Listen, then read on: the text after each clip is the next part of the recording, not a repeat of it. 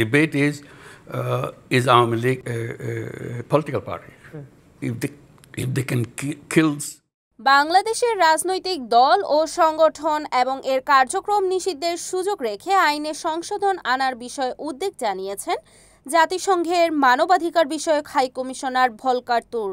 সোমবার এক বিবৃতিতে তিনি বলেন, সম্প্রতি বাংলাদেশের রাজনৈতিক দল ও সংগঠন এবং এর কার্যক্রম নিষিদ্ধের সুযোগ রেখে আইনে সংশোধন আনার বিষয়টি নিয়ে আমি উদ্বিগ্ন।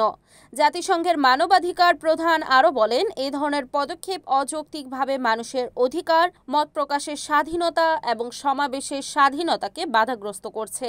জেনেভায় অনুষ্ঠিত মানবাধিকার পরিষদের ৫৯তম অধিবেশনে তিনি বলেন, বাংলাদেশের অন্তর্বর্তী সরকার ও রাজনৈতিক দলগুলো সংলাপের মাধ্যমে অগ্রগতি করছে। এটি উৎসাহবঞ্জক। আমি সংস্কারের ক্ষেত্রে অর্থবহ পরিবর্তনের আহ্বান জানাই।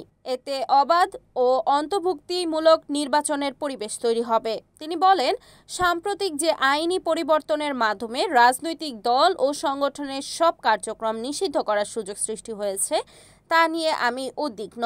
গত ১১ মে সন্ত্রাসী কার্যক্রমে জড়িত এমন ব্যক্তি বা সত্তা এবং তাদের কার্যকাণ্ড নিষিদ্ধ করার বিধান যুক্ত করে সন্ত্রাস বিরোধী অধ্যাদেশ ২০২৫-এর খসড়া নীতিগত ও চূড়ান্ত অনুমোদন করে উপদেষ্টা পরিষদ। এই অধ্যাদেশের আলোকে আওয়ামী লীগ এবং অঙ্গ সংগঠন নেতাকর্মীর বিচার আন্তর্জাতিক অপরাধ ট্রাইব্যুনালে শেষ না হওয়া পর্যন্ত তাদের কার্যক্রম নিষিদ্ধ করা হয়। Desk report, NEN TV।